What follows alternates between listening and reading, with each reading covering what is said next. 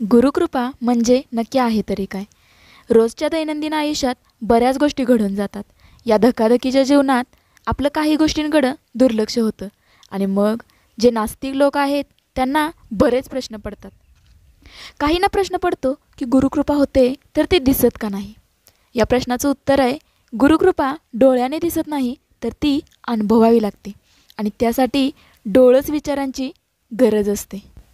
आपल्या आयुष्यात अनेक संकट येतात आणि टळून जातातही. ही टळलेली संकट म्हणजेच गुरुकृपा असते.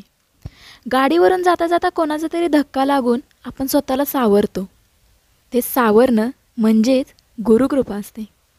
एखाद्या वेळी दुःखाचा भला मोठा डोंगर कोसळला तर ती पेलण्याची ताकद अचानकच आपणाला मिळते.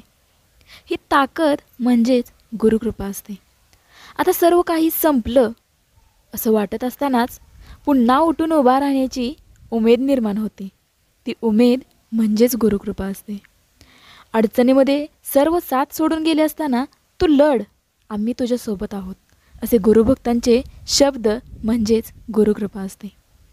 कुठलंही सुख पायाशी नसताना आयुष्यात असलेलं समाधान म्हणजेच गुरुकृपा असते. ही गुरुकृपा सदैव आपल्यासोबत असते. म्हणूनच श्री स्वामी समर्थ सांगतात, भिवू नकोस, मी तुझ्या पाठीशी आहे.